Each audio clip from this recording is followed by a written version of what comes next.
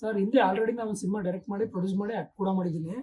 ಅದಕ್ಕೆ ಹಿಂದೆನೇ ನಾನು ಒಂದು ಹೇಳಿದ್ನಲ್ಲ ಪ್ಯಾನ್ ಇಂಡಿಯಾ ಸಿನಿಮಾ ಮಾಡ್ತಿದ್ದೆ. ಫಸ್ಟ್ ಪ್ಯಾನ್ ಇಂಡಿಯಾ ಯಶ್ವರ್ಗೆ ಅಪ್ರೋಚ್ ಮಾಡಿದ್ದೆ ಆ್ಯಕ್ಚುಲಿ. ನಾನು ಈ KGF ಹೋಗಿ ಮೊದಲೇ ನಂದೇ ಪ್ಯಾನ್ ಇಂಡಿಯಾ ಆಗಬೇಕಾಯ್ತು. ಯಶ್ವರ್ ಹೇಳಿದ್ರು ನನಗೆ ಆ್ಯಕ್ಚುಲಿ ನಾನು ಸದ್ಯಕ್ಕೆ ಪ್ಯಾನ್ ಇಂಡಿಯಾ ಮಾಡಲ್ಲ, ಹಾಗಾಗಿ ನಾನು ಮಾಡಿದ್ರೆ ನೆಕ್ಸ್ಟು ನಾನು ಕನ್ನಡಕ್ಕೋಸ್ಕರನೇ ಮಾಡಬೇಕು ಅಂತಂತಿದ್ರು.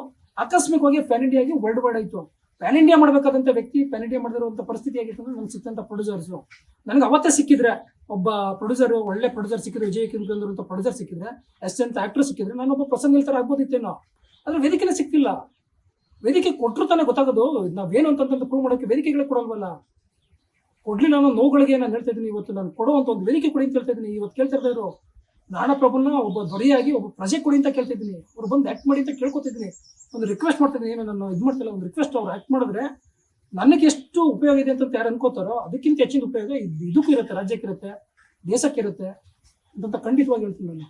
ಇದೊಂದು ಗಿನ್ನಿಸ್ ರೆಕಾರ್ಡ್ ಅಂತ ಹೇಳೋದು, ಗಿನ್ನಿಸ್ ರೆಕಾರ್ಡ್ ಹೇಳೋದು ಬರೀ ರಾಜ್ಯಕ್ಕೆ ದೇಶಕ್ಕೆ ಸೀಮಿತವಾಗಿಲ್ಲ, ಪ್ರಪಂಚದ ಎಲ್ಲ ಮೂಲೆಯಲ್ಲೂ ಇದೊಂದು ಇತಿಹಾಸ ಪುಟಗಳಲ್ಲಿ ಸೇರುವಂಥ ಒಂದು ವಿಷಯ, ಇದು ವಿಚಾರವಾಗಿ ಇರುತ್ತೆ ಇದು.